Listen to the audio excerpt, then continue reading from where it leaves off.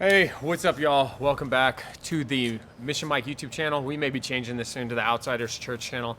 I don't even know, but either way, I'm your host, Mission Mike, the worst missionary of all time. I'm talking, you have good Christians, medium, bad, everything else, Hitler, me, okay? But anyways, y'all, this video is going to be a Christians' response to the recent shooting that happened in Buffalo. My wife and I were here at this really cool little coffee shop. We were doing a quiet time. We were talking about some of these topics, and man, y'all, it is beautiful out here. I don't know if you can kind of see some of this behind me. It's probably a little bit blurry or whatever, but you know, man, it's like heart's heavy right now just having to deal with the whole the shooting that happened. You know, our heart goes out to the families and everyone who lost their lives, who's been impacted, and it's just, you know, I swear, like, society is just getting crazier, crazier, crazier. And so we got to talk as believers about what we're going to do about this stuff and what the solution is. But in order to figure out even the solution,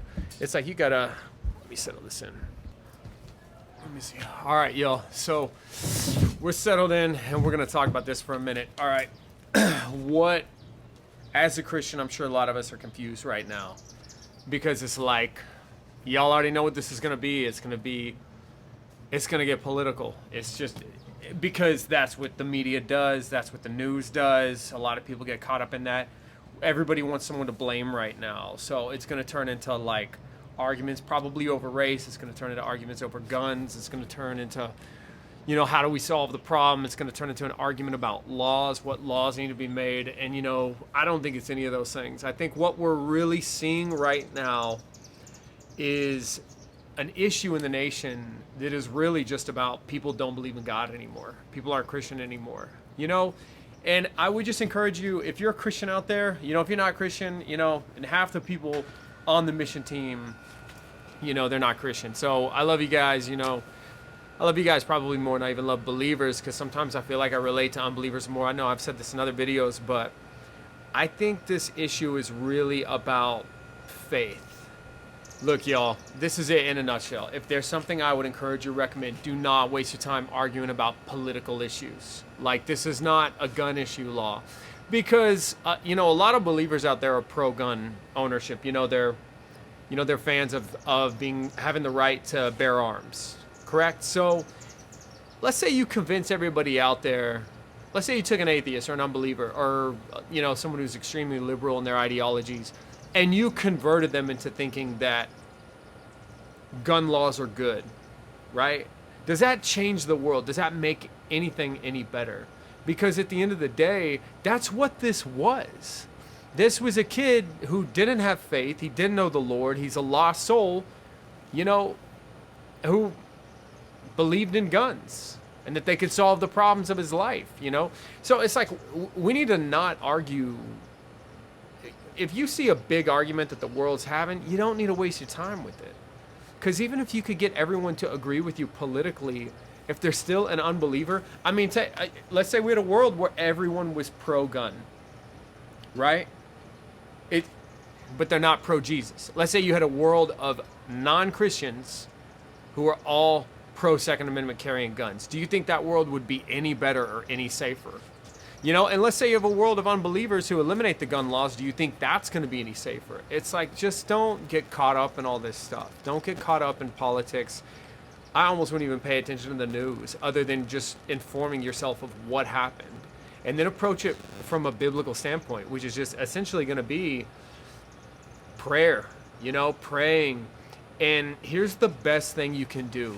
Get out there and share the gospel. Just pray over the families, pray over everyone who was hurt by this, the lives that were lost, but then get out there and share the gospel. Because let me tell you something, that kid did not have Jesus, you know, and I feel sorry for him. But I mean, if he did, then I don't think this would have happened, you know. And people can argue there's other ways. Well, if he couldn't have got a hold of guns, this wouldn't have happened. Man, if someone's full of hate, they're full of hate, and they're gonna spew and insert it into the world one way or another, you know?